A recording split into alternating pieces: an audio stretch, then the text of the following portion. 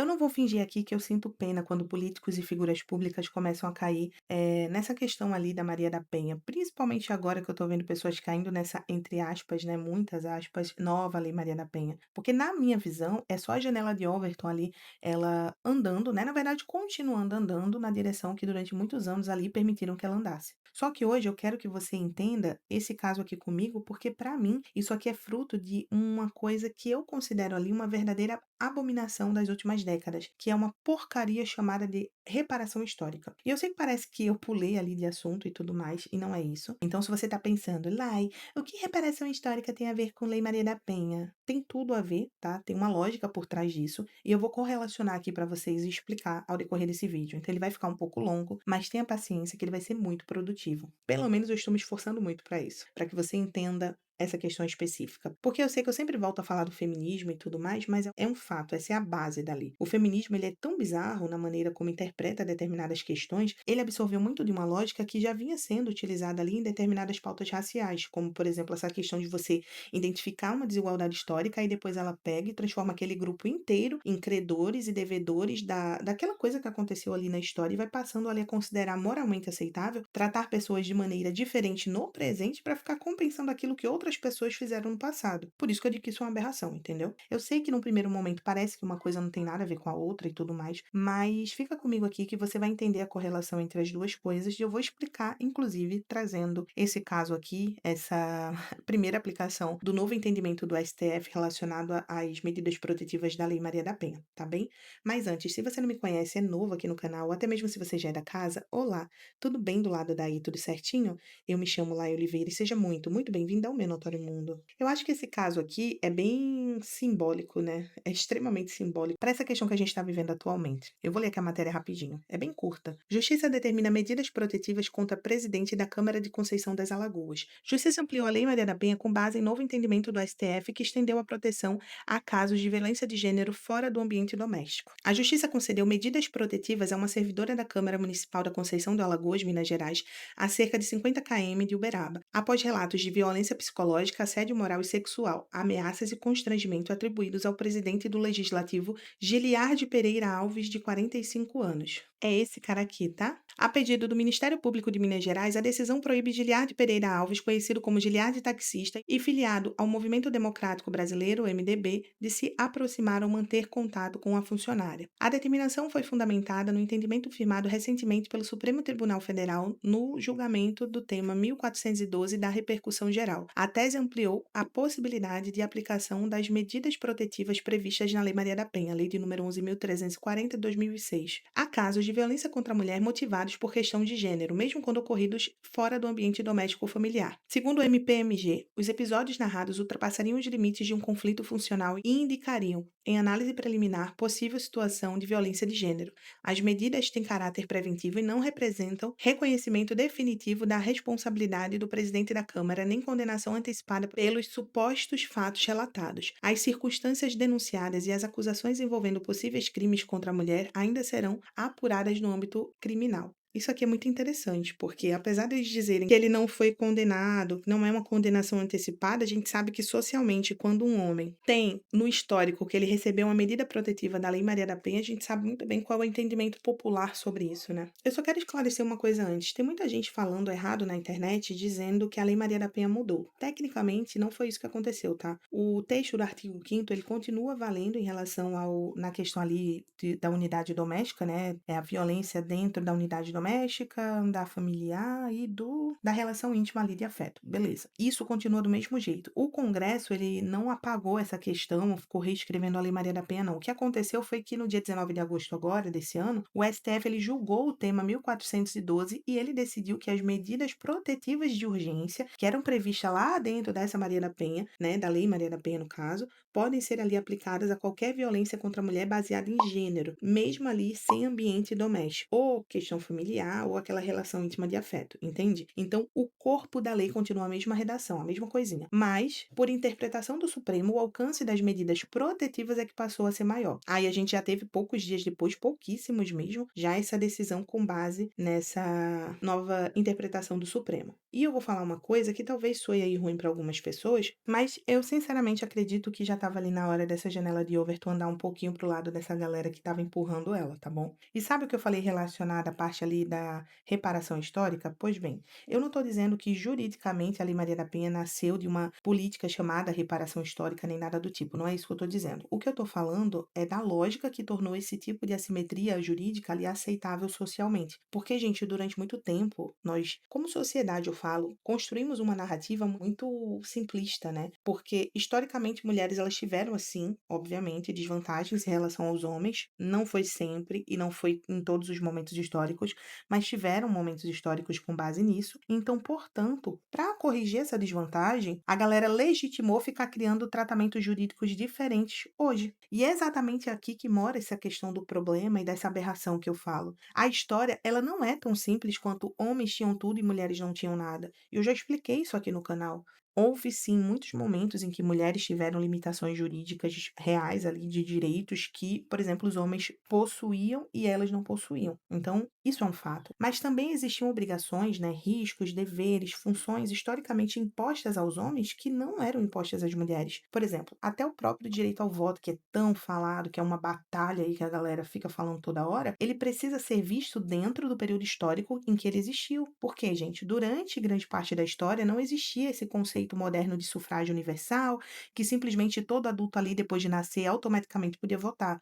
O voto sempre foi restrito por diversas questões. Começou por renda, depois foi questão propriedade, alfabetização, sexo biológico, condição social. Entende? Teve diversos critérios ali. Entende? Tiveram diversos critérios ali, dependendo da época e também do país. Eu acho que o país também mudava nessa questão. Então, quando você olha para trás, só que você olha para a história com os olhos jurídicos de 2026 e simplesmente fica dividindo a história ali em grupo privilegiado e grupo oprimido, você começa a pagar uma quantidade absurda de variáveis para aquela condição. E é por isso que eu falo que acontece algo muito perigoso, que é a aberração da questão da reparação histórica, porque o contexto histórico deixa de servir para explicar o passado e começa a ser utilizado ali para justificar tratamento desigual no presente. Entendem o que eu estou tentando falar aqui? Quando a galera aceita a premissa de que uma mulher hoje deve receber um tratamento jurídico diferenciado simplesmente porque mulheres, enquanto grupo, tiveram, dado momento na histórica, uma posição considerada vulnerável, você trouxe uma dívida histórica para dentro de uma relação entre dois indivíduos que estão vivos hoje. E eu acho que isso é uma aberração, isso é um problema cognitivo muito grande dessa sociedade, porque uma coisa é você reconhecer uma desigualdade. Agora, quando você passa a transformar essa desigualdade histórica em uma espécie de crédito jurídico permanente, aí é de lascar, né? Por isso que eu digo que reparação histórica é uma das ideias mais bizarras, idiotas,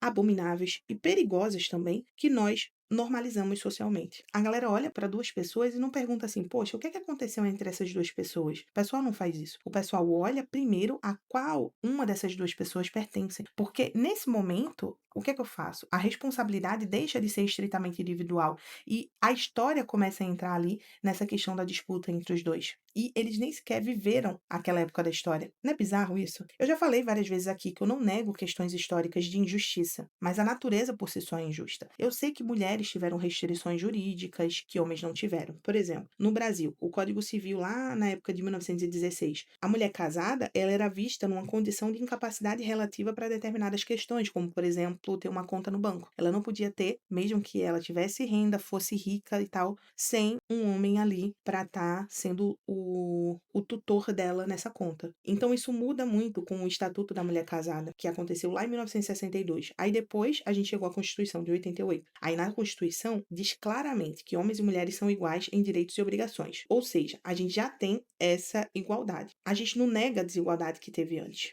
isso aconteceu. A questão é outra. Você acha, por exemplo, que é justo você pagar por uma coisa que você não cometeu? Por que que eu tô falando isso? Porque, por exemplo, se teu pai comete um crime, é justo que você, sendo filho, pague pelo crime do teu pai? Não, para mim não faz sentido. A responsabilidade é individual. Só que socialmente as coisas mudam, a conversa muda. Então, quando a conversa muda para sexo, raça ou qualquer identidade coletiva, de repente a gente está aceitando uma lógica de responsabilizar pessoas que não cometeram aquilo pelos atos de pessoas que viveram décadas antes delas. Eu gosto muito de citar livros no canal e tem um livro do Thomas Sowell, eu já citei aqui também, que é o Falácias da Justiça Social, e dentro dele ele traz meio que com uma correlação ali, explicando, trazendo questões bem específicas com relação à parte de você não poder olhar simplesmente para diferenças entre grupos e presumir automaticamente uma coisa e depois construir políticas para produzir determinados resultados sem analisar as consequências dessas políticas. Eu vou ler aqui, eu prometo que serei breve, pequenos trechos do livro que eu separei para vocês entenderem o que eu quero falar com isso, né? Para vocês entenderem melhor minha linha de raciocínio.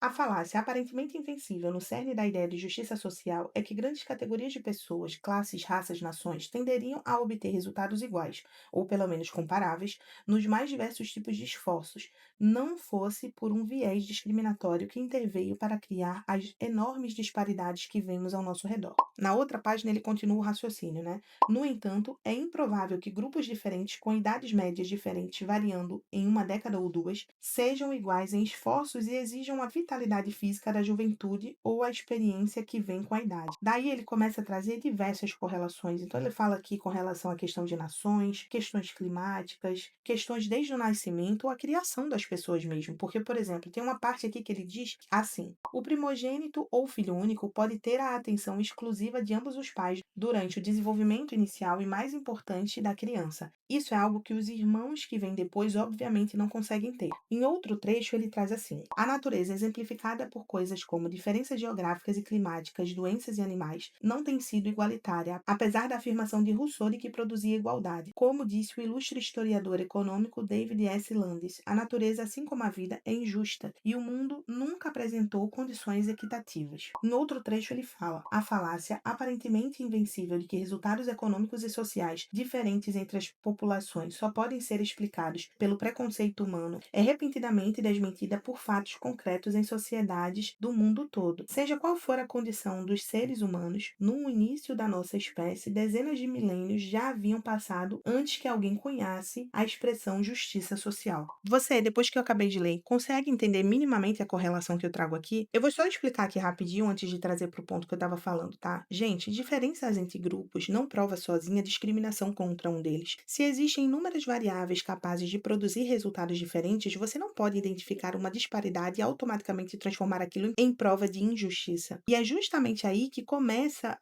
o problema, né, da reparação, porque quando você presume que toda diferença é consequência de opressão, qualquer tratamento desigual no presente pode ser vendido como correção do passado. E aí eu volto para um dos pontos que eu já trouxe aqui. Pensa comigo, se para reparar uma injustiça antiga você precisa criar uma nova desigualdade contra alguém que não cometeu aquela injustiça, me diz, por gentileza, o que exatamente a pessoa reparou ali. Tem uma frase do Sowell que eu gosto bastante, que é: ninguém controla o passado. Então, eu posso estudar o passado, óbvio, eu devo estudar o passado também. Eu posso entender questões de justiça e impedir que elas se repitam. Eu posso abolir, por exemplo, leis injustas e garantir direitos iguais. O que eu não consigo fazer? Eu não consigo voltar a 1920 e corrigir 1920, por exemplo. Então, tentar fazer justiça retroativa, criando desigualdade jurídica em 2026, não vai apagar alguma desigualdade que aconteceu em 1920, por exemplo. Então, você simplesmente criar outra desigualdade agora, com pessoas diferentes pagando a conta, isso é bizarro. E isso vale para tudo, vale para sexo biológico, vale para raça. Por exemplo, uma coisa específica que aconteceu é referente à questão da escravidão, que é outro exemplo que a galera esquece fatos históricos. A escravidão, ela não nasceu ali no tráfico atlântico e não foi uma instituição exclusiva de uma única raça ou até mesmo de uma civilização. Ela existiu durante milhares de anos em diferentes sociedades, tá? A galera às vezes invadia uma determinada região ou matava a galera de lá, isso aí é histórico. ou escravizava. Então, isso obviamente não vai diminuir